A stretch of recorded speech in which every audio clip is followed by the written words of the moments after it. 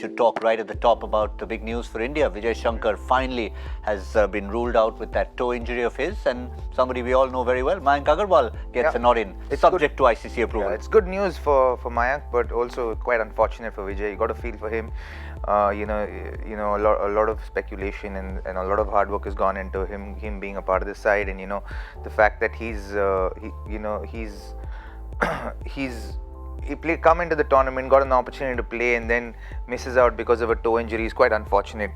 But Mayank is someone who's done well over the last few years, and he's been exceptional with the way he's approached his batting, with the way he's played, especially in his first Test match at MCG at a full house. To go ahead and play the way he's played was amazing, and I think a lot of his hard work, a lot of his efforts that he's put in is actually bearing fruits today, and it's bearing fruits for him over the last 6, 8, 12 months. So it's a really good phase for him in his career, in his life, and I hope he maximizes it and really goes out there and enjoys the experience. And it shows that he's the kind of person who can do that, because we've seen him in 2020 cricket. He's got a good list A record, but I think to me what stands out for him is walking out on Boxing Day against the odds and making a debut like that. Shows the temperament he has. He has been consistent in the list A cricket and first class cricket for sure. That's how he got into the Test side, and he made use of his opportunity, and he has taken it from there to the next level. So I think it's a very smart replacement from India, because yesterday only you saw KL Rahul struggling with his back and not taking the field, and we all know how important that opening slot is. That's a specialist position. Indian team has already lost Shikhar Dhawan. So that hole is a concern, and the replacement has taken with that kind of thought process is what my feeling is.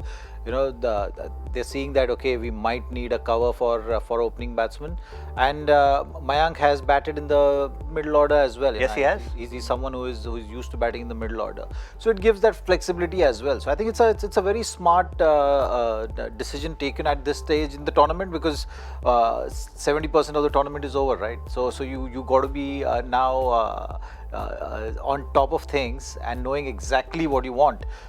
And it's unfortunate that Indian team has had two blows which we didn't expect actually, and that's a critical part. So leading up to the World Cup, we often were talking about, okay, what are the options, what are the injuries, the scenarios and all.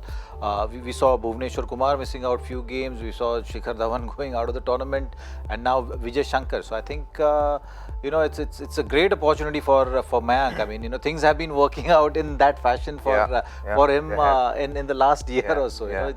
Be it Test matches, he wasn't part of the squad going there, but he got picked. Then having a good T20 stint at IPL, and now getting a real wild card entry in the World Cup. Wild card entry. Not unlike even the Test match where he replaced Prithvi. Yeah, but it's amazing. I think it just goes to show what an open-minded person he also is. One does believe that whatever happens to you, you also need to be open for things to happen for you. And he's an extremely open human being, someone who's very good-natured, very happy, and always lively, and goes about his life in a very positive manner. And to see such good things happening to a good guy is a real feel-good factor. It really feels good that he's making it and he's getting to this biggest stage. After all the hard work that he's put in, after all the runs he's scored, and it's phenomenal for him. Yeah, but also when something like this does happen, that communication you spoke about has to continue to happen, because you've seen Rishabh Pant already get a game in the middle. Now, assuming if things progress the way they progress, if Mayank Agarwal were to get a look in, you'd still have to make sure that communication goes in with the likes of DK. Continued. But I think in these kind of situations, it's important that how you look at the situation, and possibly Mayank is the right candidate for that, because he has been in this situation on that Test tour when he made his debut. So I think he'll be very ecstatic about the news, and I'm sure that with that enthusiasm and momentum, he'll go there. He'll have enough time to settle down as well. Yeah. It's not one game is tomorrow. India is playing Bangladesh tomorrow. So after that, by the time he reaches there, he'll miss that game. So there is only one game to go, and then semi-finals and finals. So let's see. I mean, that depends on how KL Rahul's fitness is also shaping up. So that's something we'll have to wait and see what happens tomorrow. That's going to be an indicator in terms of how he's shaping up.